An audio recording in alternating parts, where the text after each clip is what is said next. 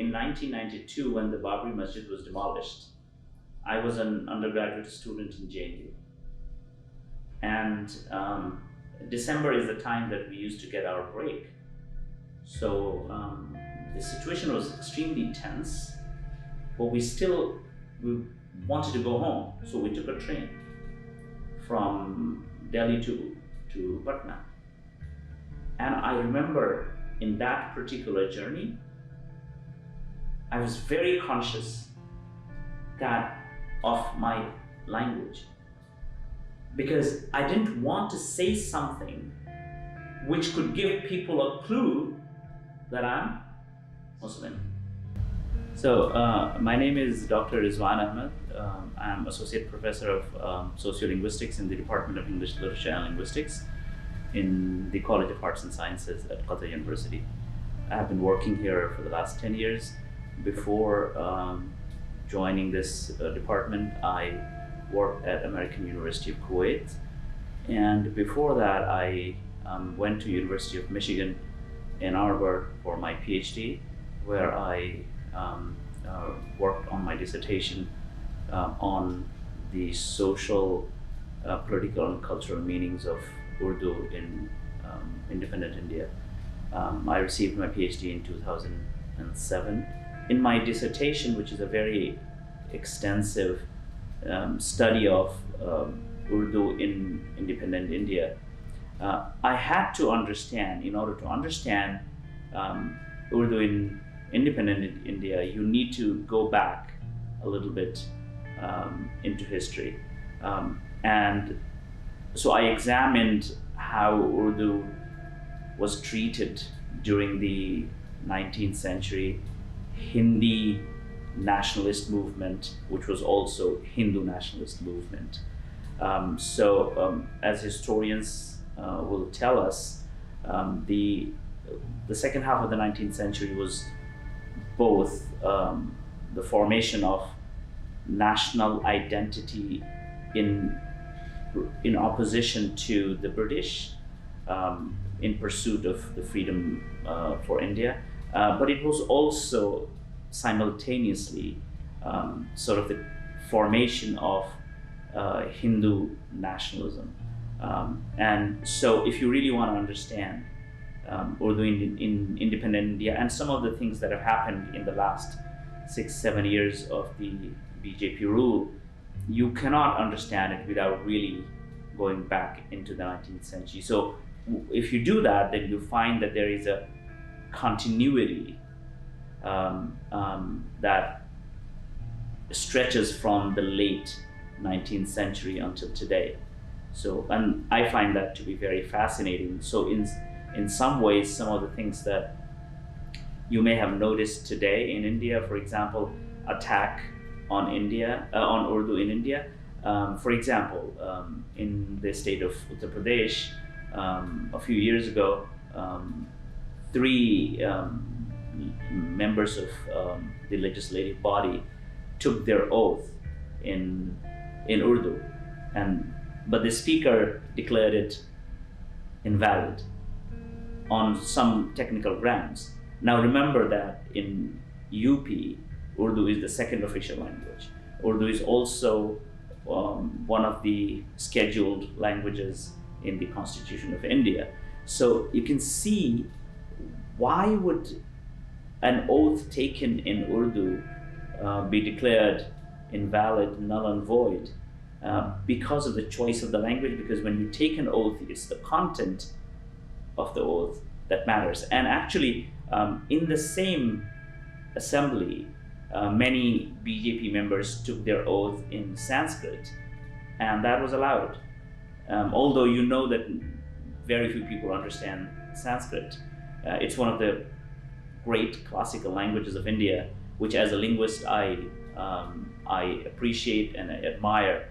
However, in modern India, the number of people who understand Urdu is way more than the number of people who can understand Sanskrit. But so you can see that there is something else that's behind this particular act. If you read the Urdu tradition, Urdu historiography, you come across Urdu as a Lashkari Zaban, a language that was somehow born in the camps, in the Mughal camps. Of course, languages are not born like that. And sometimes people will also say that this language was created as it were, in the camps to facilitate communication between different people. Now, languages cannot be created. We know that as linguists. We know languages don't get born in camps. And some scholars have dealt with this issue, and that had to do with the word Urdu. Now, the word Urdu is of Turkish origin, which means camp. Now, one of the oldest names of Urdu was Zabane Urdu-e Mualla, which it's a Persian structure, which means that the language of the royal court, or language of the exalted court. Now, the name is pretty long and heavy and mouthful. So gradually what happened is that it began to be shortened. So instead of Zabane Urdu-e Mualla, it became Zabane Urdu, which literally meant the language of the royal court or the court. And then the language got dropped, the word Zaban got dropped, and then you were left with Urdu. So based on this, people just imagined, because the word Urdu means camp, so it must have been born in the Mughal camp. Of course, it's fictitious. It's impossible for a language to be born in courts. I mean, the only language that can be born in that kind of a situation is Pidgin, which Urdu is not. Urdu is a full-fledged language with a long history of literature, poetry especially. So that was the Urdu speakers' contribution to the framing of the origins of Urdu. So, the moment you say that it was born in a camp, so it looks like, okay, it was born in a Mughal camp, so it must be foreign. But more than this, there was a very concerted effort in the 19th century to sort of delegitimize Urdu. And I have written quite a lot on this and published papers on this. And this had to do with the rise of the Hindu nationalism. So, if you go back into the history, in 1837, until 1837, Persian was still continuing as the language of administration and the lower courts. So the British took over, but they did not change the official language of the administration, which was Persian. But in 1837, in the northern part of India, which is currently UP and the adjacent states, it was changed to Urdu. And then, beginning with the late 1850s, early 60s, a movement begins in North India by Hindu nationalists. Of course, at that time, we didn't have the right-wing political parties born yet, but people with similar ideologies existed in different political groups. And so the movement starts in favor of the recognition of Hindi as a language of the administration. And many documents were prepared in support of Hindi, why Hindi should be the official language rather than Urdu. And I have examined some of those documents, and I would like to mention two major documents that I have very closely and critically looked at. One is a memorandum that was submitted to the British by someone called Shiv Prasad. It's a 6 or 7 page document, but it lays down some of the main arguments about why Urdu is not a language fit for this. And similarly, there was another document that was submitted in 1897 by a group of people to the British for the recognition of Hindi. And these two documents, if you read them carefully, you will see that some of the arguments that you see today about the foreignness of Urdu, you find them there as well. So people, you will see, for example, Shiv Prasad arguing why Urdu is not a good or appropriate language for administration. He says that because it is foreign, because it has words that are foreign, it has a script that is foreign, and therefore our nationality cannot be expressed using this language. Whereas, Hindi is indigenous, its script is indigenous, and therefore it has a better claim on the national identity of the country. So that you see, so the idea of foreignness actually comes from there, and unfortunately, this ideology continues today, and it appears in many different forms. So I would like to just give you one example of something recent. It happened in, I think, 2016 in Delhi itself. So the Delhi government was trying to beautify the public walls in Delhi, and it ran a competition of different types of things that can be put on walls. And one of the entries for the competition was also poetry. And somebody submitted a couplet, an Urdu couplet, a sher, basically praising the resilience of Delhi, like how Delhi, despite many centuries of political fights, continues to thrive. So this entry won the competition. So two artists, one from Jamia Millia Islamia and in collaboration with a French artist, both of them were going from place to place, trying to write this couplet on the wall, or on the walls of public spaces like bridges and so on and so forth.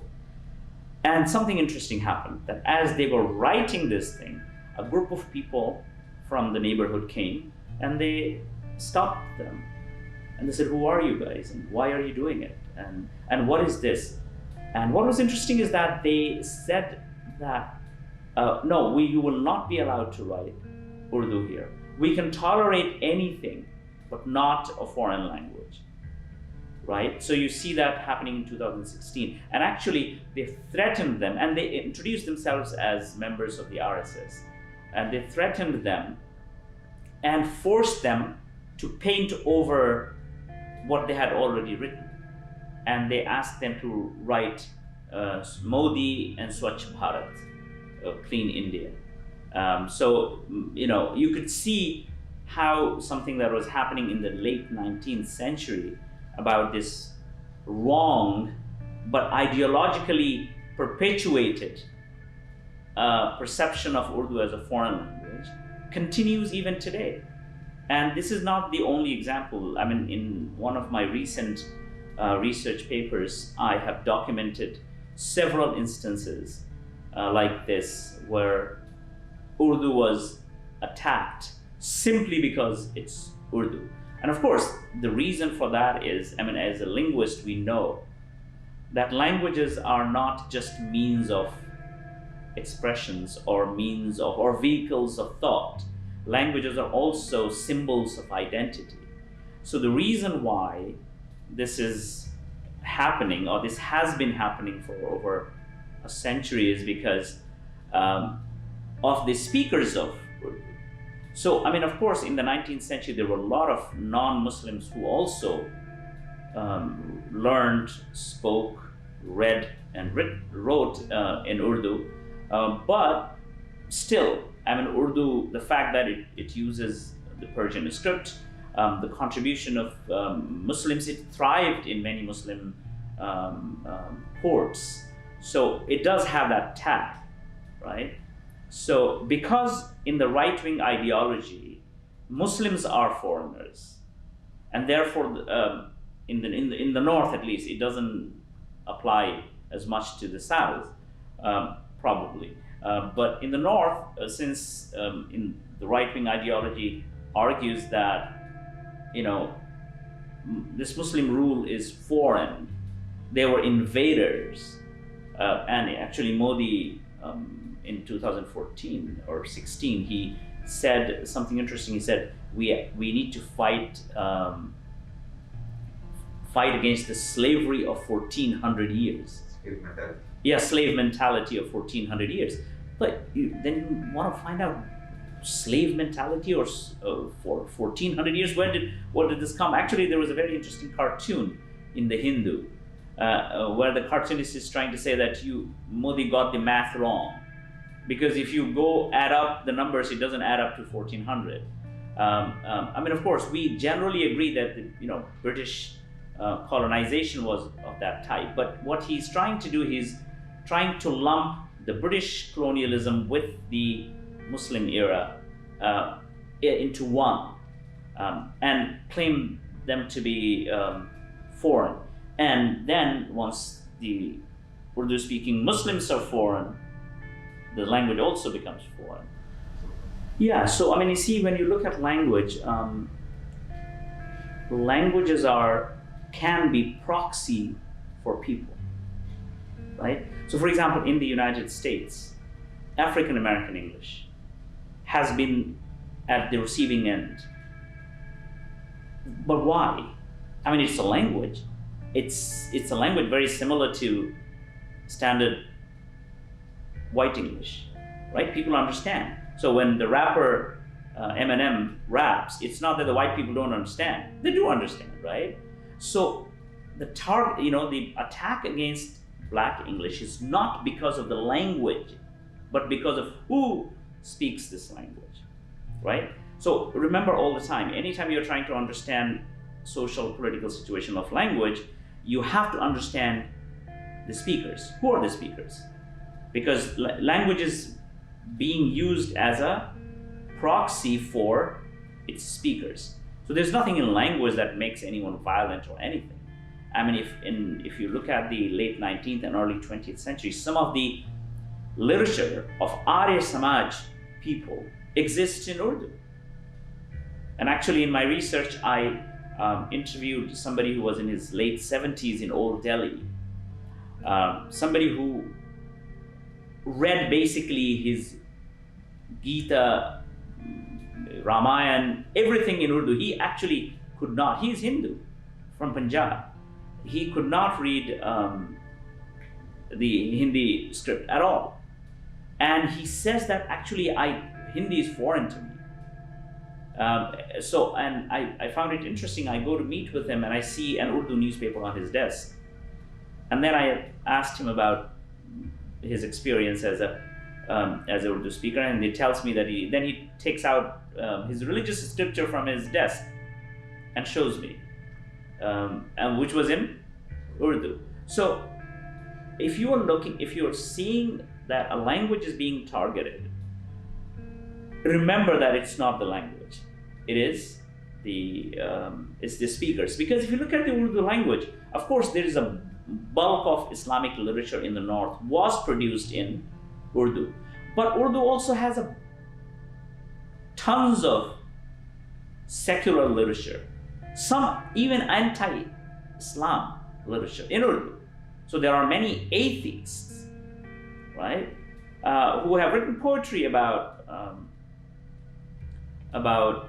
their faith or lack of faith or whatever in Urdu. So Urdu is not a language. I mean, it's a language of poetry. So you also have love poetry. Some of the, ghazals are pretty romantic. Some of them could be even very racy. But so it's not a language that's confined to religious literature. You have novels, you have poetry, you have some early books also had scientific stuff written in Urdu. So so that's the link basically. If you unless you see the link, you will not be able to understand.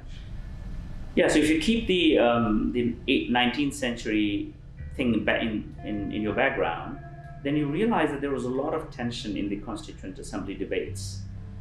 There were those who were asking for Sanskrit to be the official language of India. Of course, politically, they belong to the right-wing ideology, but that didn't seem like a possibility because, I mean, Sanskrit, as great a language as it is, was not a living language in the 20th century. Even now, it is not, and therefore it couldn't be. So finally, then there was a very heated argument between the supporters of Hindi and Urdu. And in the Constituent Assembly debates,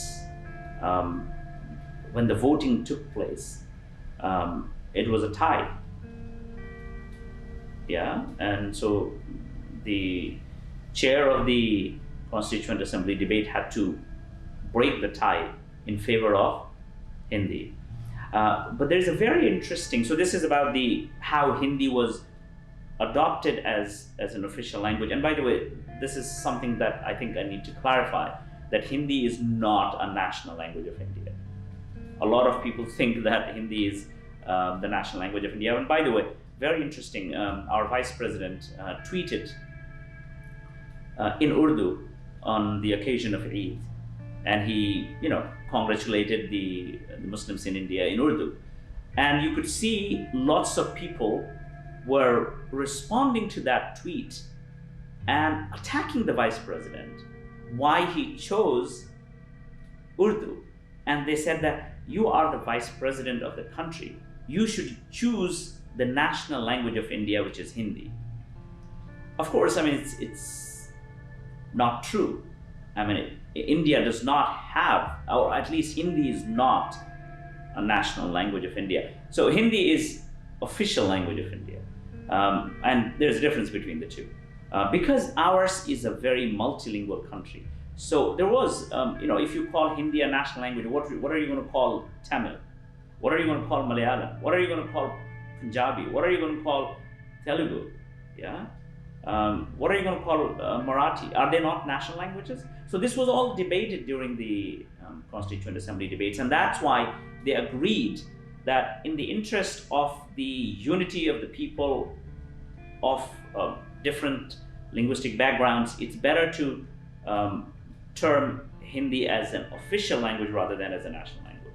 And English was declared as an associate official language. So, I mean, you see that even today, I mean, of course, the vice president knows that Urdu is one of the languages mentioned in the Constitution of India, and he chose that to largely, address his greetings to the, North Indian Muslims.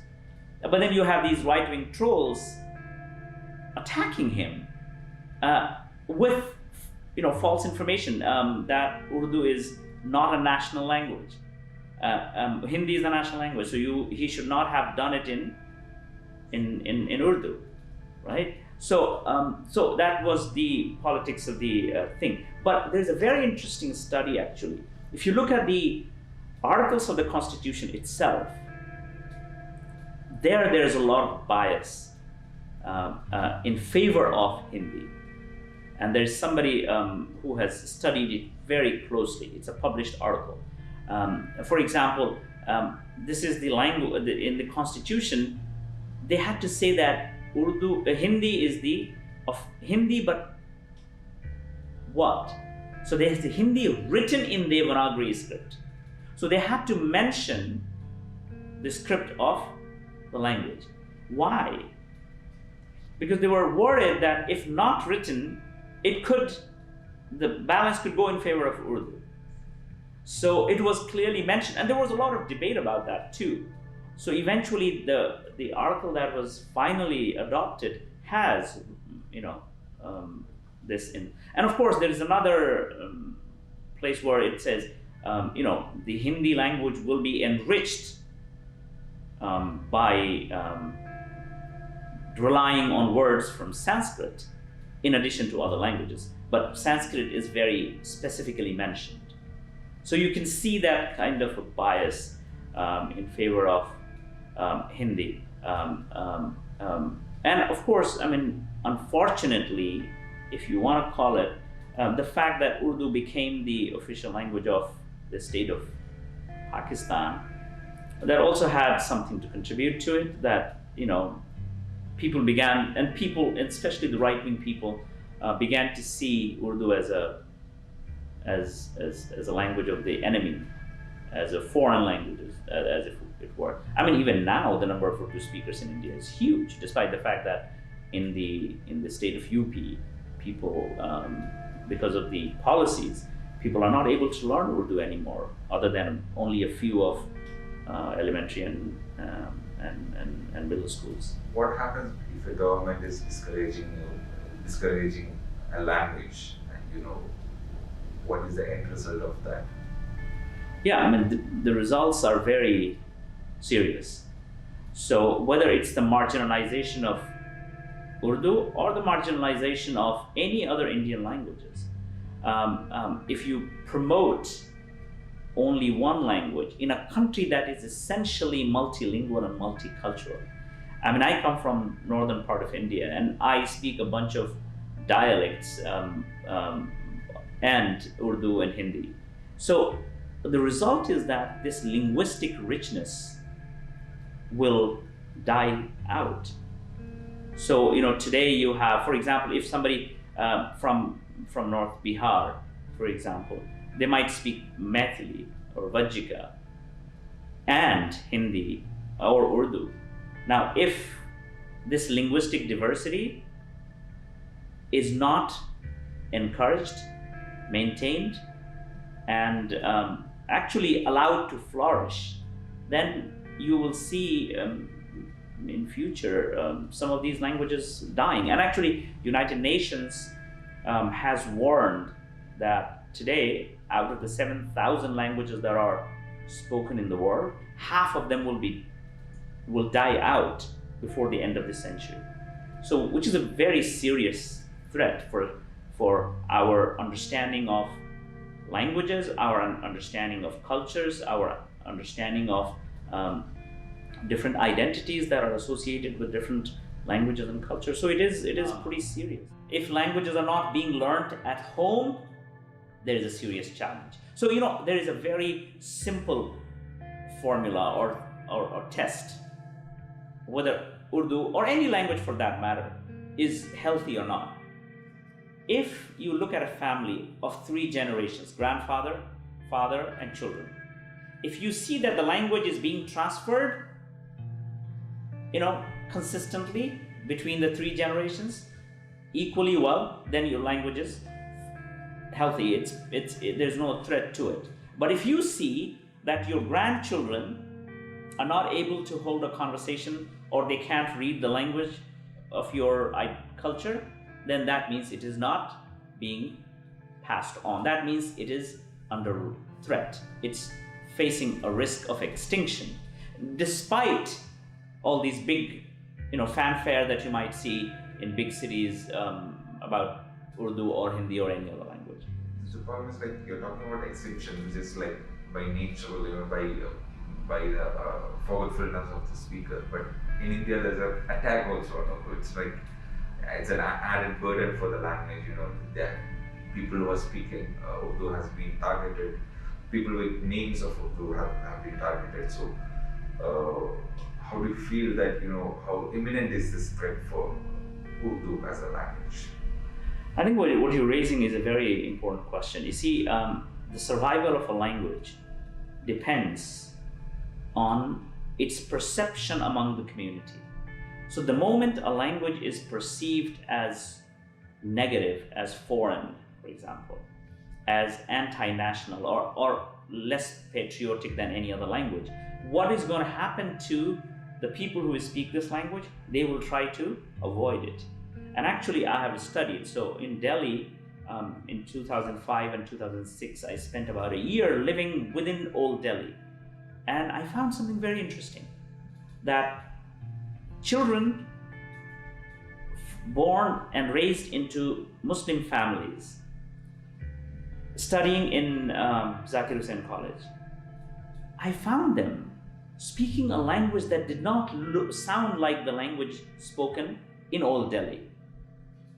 So Yeah, I interviewed them. I interviewed them on campus, and I also actually traced them to their homes and found out about their parents and their family.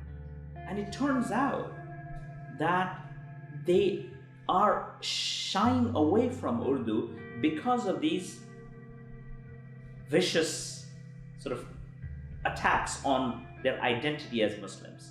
So, Urdu is being tagged to their identity, and they are under attack for who they are. So, they are perceived as, let's say, less patriotic or less cool even. For young people, becoming part of the group is the biggest thing, right? If you are not able to join a particular group in a school or college, then you are like an outcast, right? So if your language is a barrier, if you perceive that your language is not being seen as cool enough, then you will stop using it. And I'll give you a very example. So there was a girl who was studying in Dr Rizwan College. So I interviewed her, and I was interested in the pronunciation of Urdu sounds. And she pronounced the word Ghalib, the famous poet, as Ghalib, which is not the Urdu pronunciation. It's a Hindi pronunciation of Ghalib. So I was interested. So, I was able to finally, make an appointment with her parents. So I went to their house. I interviewed the parents as well as this girl at home. And at home, we were talking about Urdu and, very casual conversation. And she was able to pronounce Ghalib as Ghalib and Ghalat as Ghalat. So I became curious. I said, you see, I have your interview from a week or two ago in which you pronounce Gha as Ga and Kha as Ka. Kharch, like in Urdu we have kharch, like to spend something. And in Hindi it's pronounced as kharch. And she used to pronounce kharch. So when I asked her, she came up with a brilliant, like very eye-opening statement. She said, Galat is cool. And I was like, oh yeah, makes sense. So on campus, on the campus of Dr Rizwan College, when she is with her, Hindi-speaking, Punjabi-speaking, other language speakers, she does not want to pronounce Ghalat because she doesn't want to come across as somebody who is odd, and also shows her Muslim identity. So she, on purpose, which means that she actually knows how to pronounce the sound correctly, but she avoids it because of the negative association of the language and its speakers with these sounds. When the census people go to different places and they ask them, and our country is rural and a lot of people illiterate, so you go to somebody's house and you say, oh, what language do you speak? Now if they say something like Angika or some other small language, they would not write that language, they would write Hindi. So actually there are, I think 15 or 18, I'm not sure about the number, different varieties that are all subsumed under Hindi. So you can see that the number of Hindi will be inflated, right? So it's an attempt to beef up the number of Hindi speakers, number one. Number two, what you were referring to also happened. And actually, there's a very famous poet who passed away in 2020. His name is Gulzar Dehlavi. He was a Kashmiri Pandit. His name is Pandit Zutshi Gulzar Dehlavi. He has, in an interview with me, he talked about this, that in 60s and 70s, 60s actually, early 60s, he fought this battle that you were mentioning, that people would go, the census people would go to different houses, and even if the people said that their language is Urdu, they would mark as Hindi. But I also want to point out another thing, is that a lot of times Muslims, because of the identity associated with Urdu, they may not actually speak Urdu. But when the census people come, they might say that their language is Urdu. So that it can happen both ways. You see what I mean? So, so for example, you might find in a village where nobody's educated. Now, Urdu is a sort of urban language of the educated people. It didn't have a lot of roots in rural areas in North India. So if you have a village where, let's say, in a Muslim population, you see a lot of people returning Urdu as their language, you know that actually it is not the language that they speak at home, but it's the ideological choice. In the same way as many Hindi speakers might not speak Hindi at home, they might speak one of the dialects of Hindi, for example, Angika or Vajika or Bhojpuri, but they might say to the census people that they speak Hindi. So census is heavily ideological, and of course the census has been used in favor of Hindi, and in some cases also against Urdu. Have you ever felt like, speaking Urdu, like being from an Urdu background has been a threat for you anywhere in your lived experience? Yeah. You see, I'll narrate a very personal story. In 1992, when the Babri Masjid was demolished, I was an undergraduate student in JNU. And December is the time that we used to get our break. So the situation was extremely tense, but we wanted to go home. So we took a train from Delhi to Patna. And I remember in that particular journey, I was very conscious of my language, because I didn't want to say something which could give people a clue that I'm Muslim. So I avoided. I remember even pronouncing Urdu words like Hindi speakers would do. So I wouldn't pronounce Z, for example, or kha or gha. So I would pronounce galat and kharab, for example, which I usually don't. But that was the kind of worry. Recently, actually, there was a very interesting article written by someone from Aligarh Muslim University, and he claims that he's actually not religious or anything, but because of his name in his workplace, people dub him as Muslim, and he has become so worried that when he goes out, he tells his children not to call him Abba, the Urdu word for father. And he also, when he's on the phone, he would not say Assalamu alaikum wa alaikum assalam, and these greetings that are unique to Muslims. So you can see that language is a badge of your identity, which you can either proudly display, as it happens in many countries, or the same badge of identity could be a threat against your own life, and then you try to avoid it.